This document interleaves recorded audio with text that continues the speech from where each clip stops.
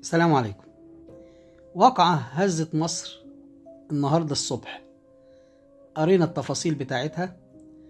الدكتورة نوال الدجوي رئيس جامعة أكتوبر للعلوم الحديثة قدمت بلاغ وقالت فيه إن هي اتسرقت. طب إيه اللي اتسرق منك يا دكتورة نوال؟ اتسرق مني مبلغ 50 مليون جنيه. الرقم يهز أي حد، حتى اللي الضباط أعتقد إنهم اتصدموا لما سمعوا الرقم. طب هل اكتفت بكده؟ لا، ما اكتفتش بكده. قالت لسه يا فندم. لسه ايه؟ قالت لسه اتسرق مني كمان 3 مليون دولار. 3 مليون دولار في بيتك؟ قالت ايوه يا فندم.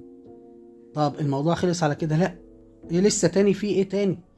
15 كيلو ذهب والماظ وجواهر، حاجات نادرة.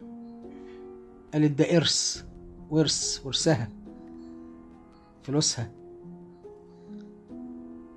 دي تعتبر تاني اكبر سرقة في تاريخ مصر من حيث المال، بعد زهرة الخشخاش اللي اتسرقت، لأنها بملايين الدولارات. فدي تعتبر تاني أكبر سرقة في تاريخ مصر الحديث المعاصر. مبلغ كبير قوي يا دكتورة، وده يتشال في البيت ليه؟ يعني في فيلتك يتشال مبلغ زي ده ليه؟ داخلة في 200 مليون جنيه أموال، ده غير في عملات أخرى. يعني الحقيقة الخبر صادم.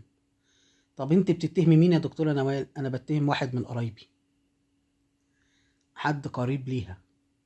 طبعا النيابة والشرطة بيبحثوا في الموضوع، لان الموضوع كبير جدا جدا. يعني محدش سمع عن حد في بيته مبلغ بالطريقة دي ويتسرق.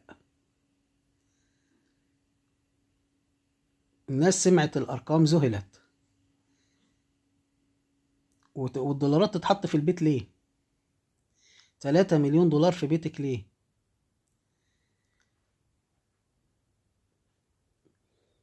لسه ياما هنشوف.